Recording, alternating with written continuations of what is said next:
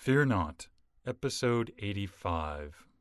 Hi, I'm Billy Atwell, and I believe that consistently facing your fears is the only way to realize your truest self and to make those confident choices that will help you to obtain your deepest held hopes and dreams.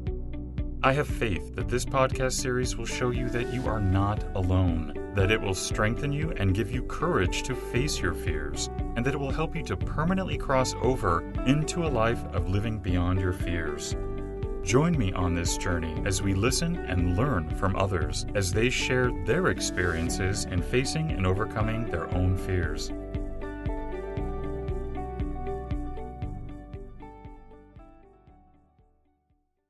Hello, everybody. Today you and I are going to be joined by Justin Patrick Pierce. Welcome, Justin. How are you today? I'm doing very well. Thank you for having me. Are you ready to fear not today? I am. Justin is the co-founder of Metaphysical Fitness and the co-author of The Art of Energetic Agility.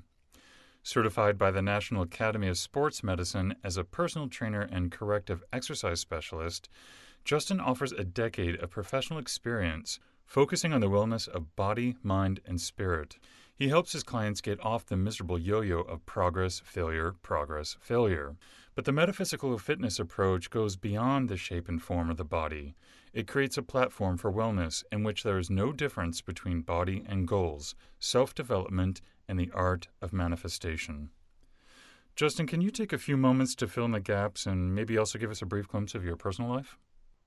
Yes, I'd be happy to. From a very young age, I became fascinated with fitness. So at 16 years old, I loved the idea that I had the ability to change my body and get it to look any way that I wanted to, just by really working hard, spending time. So as a young kid, it's your first, for me, it was one of my first experiences of truly being able to manipulate my reality, to shape it into something.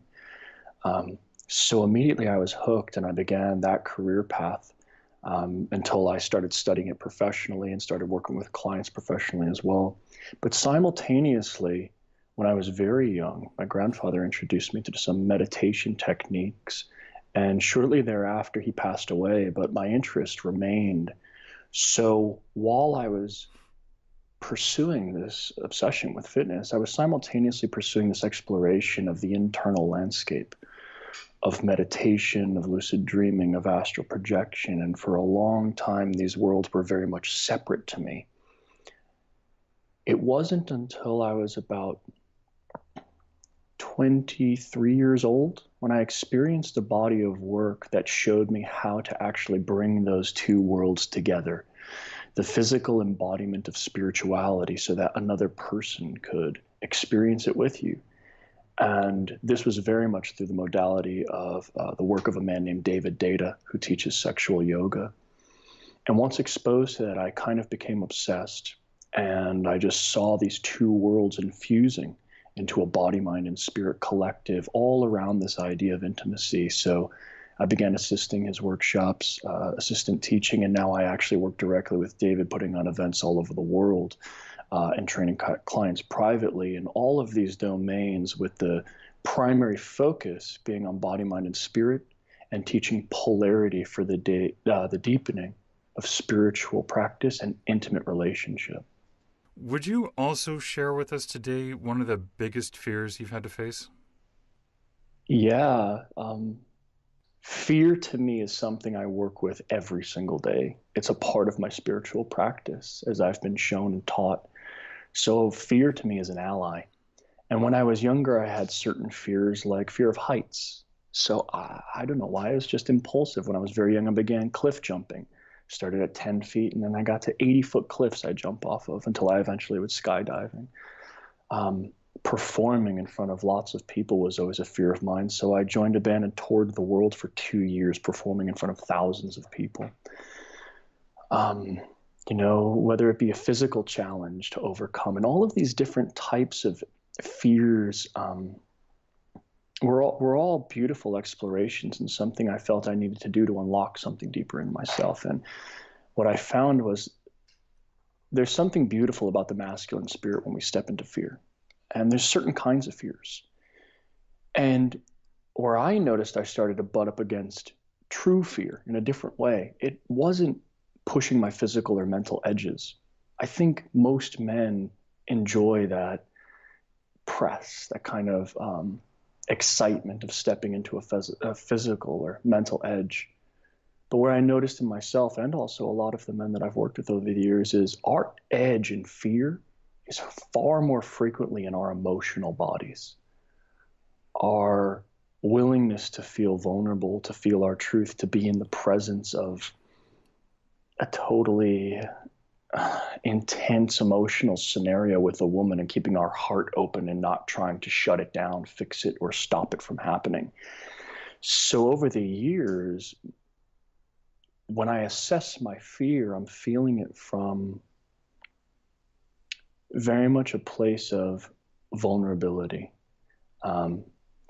And how am I responding to the moment? Am I keeping my heart open, or am I closing it and trying to be like a tough guy and be like, oh, I'm not afraid or whatever, like endure it, like the way you'd be very usefully trained in the military. So my spiritual practices taught me how to soften my heart, open my heart, but still be a total warrior, and then give that type of presence and courage to my woman, to my deep friends, to my clients, to my family who I love, and the gift that open heart vulnerability is for others. So that's the type of fear I work with. I know we talked a little bit before this interview today, and you had some interesting concepts on how you approach that. Would you mind sharing some of those with us today? Absolutely. The easiest way that I found to communicate this is inside of each of us, we have two kinds of fears. And one type of fear I would call as the survival type of fears. These are any of the fears where in your mind you think, oh no, I don't have enough money to pay my bills, or how am I going to afford food, or how am I going to pay rent? Where am I going to live? It even bleeds into the territory of earning our parents' approval. Like, if I'm not a lawyer, my father won't appreciate me or love me, so I need to go do that. And there's a fear driving the impulse to having to do that. So all of those types of things I call survival fears. And they're very real. And most people spend their entire lives living in that domain and trying to work that out. If we spend a lot of time deepening and practicing our spiritually, we begin to recognize the power of presence, the power of this moment. I'm fed, I have a roof over my head, I'm warm. There's no real fear around me. My life's actually not in jeopardy in this moment. So if I can relax into that, what happens from that place? And generally, there's kind of an evolution to that survival fear. So people spend their lives trying to work their way out of that survival mode so they can get into this place of complacence, where first it feels like security. I do have enough money. And that feeling is temporary. But then the next stage of that is comfort. Like, that's what I want. I want comfort. So we progress from these survival fears through our lives, trying to get security, grasping for comfort. And what ultimately happens for a lot of individuals, particularly the fortunate ones living on this side of the world in the United States and certain other areas, but it is a luxury to be able to even feel this way. But what happens, I notice in myself and others, is we get to a place of comfort and then life is not enough anymore. We've kind of recognized, we've battled the survival fears, but there's a yearning for something deeper in our lives, like a deeper kind of purpose. So once we've at least pacified the survival instinct and overcome that, and we're resting in comfort, what's next? And the truth is, what I use to guide myself, what I guide my clients is start to feel into your elective fears or your purpose fears. So these type of fears are very different than survival fears, because these are things that you don't have to do to survive. But if you were to do them, your whole body kind of goes, oh, I'm going to throw up if I did that. Like, there's no way I could stand on that stage and speak to 10,000 people about being, a powerful leader or a great parent or There's no way I could start that company, invest all my life savings into that mission, and potentially sacrifice all the security I've created for myself. So those now we start to get in this domain of elective fears. And what I train my clients and what I live my life by every single day is what is that fear? Because it changes constantly, especially when you start stepping in those directions. First, identifying what that fear edge for you. At one point in my life, it was performing in front of 10,000 people on stage. So I had to drive and go do that. Once it was done, it was like the karma was complete and I let it go. And then the fear changed into something else. But the feeling is, what are those fears and what action do I have to take to step into them so that when I die absolutely complete.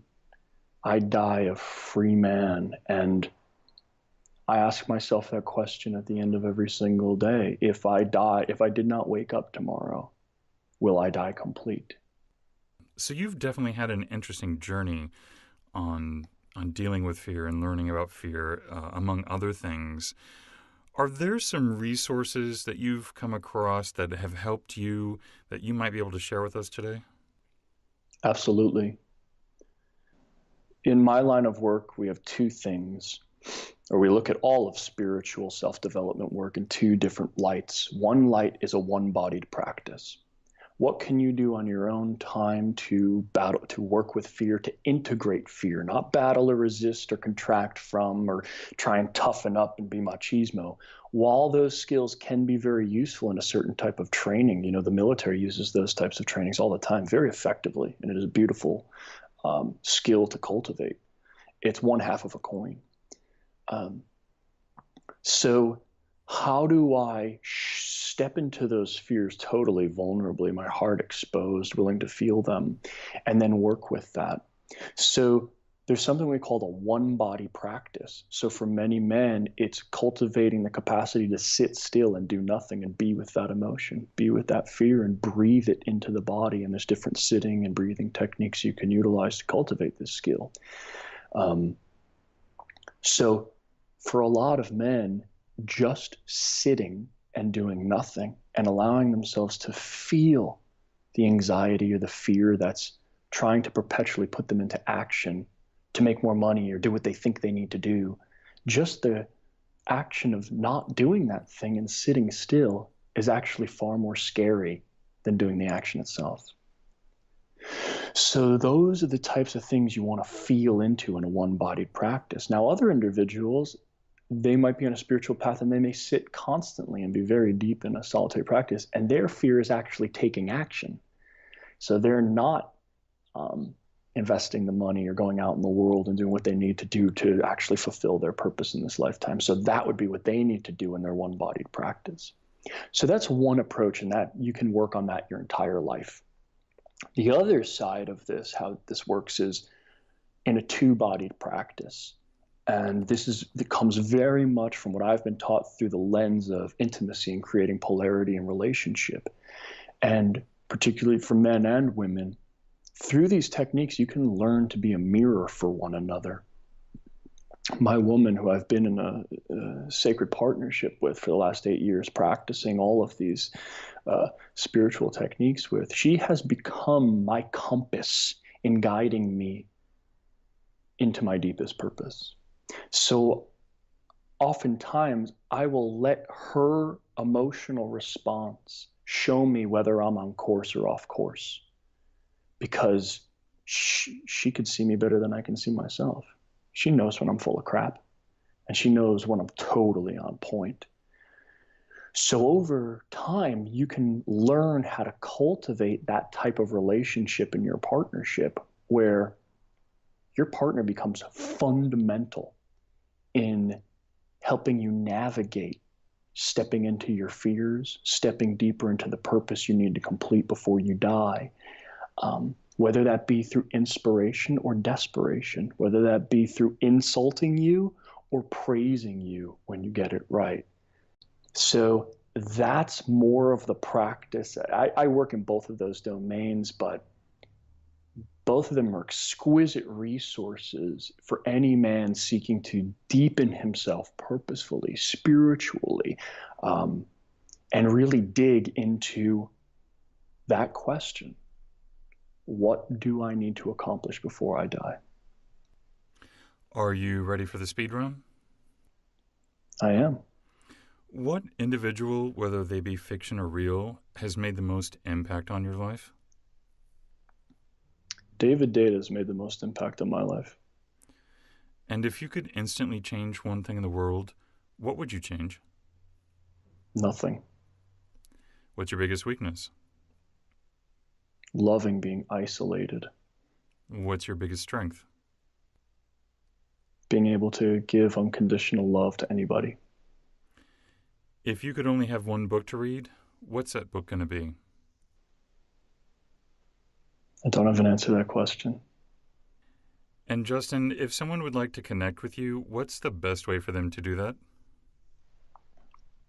The easiest way to reach me would be through my website, justinpatrickpierce.com.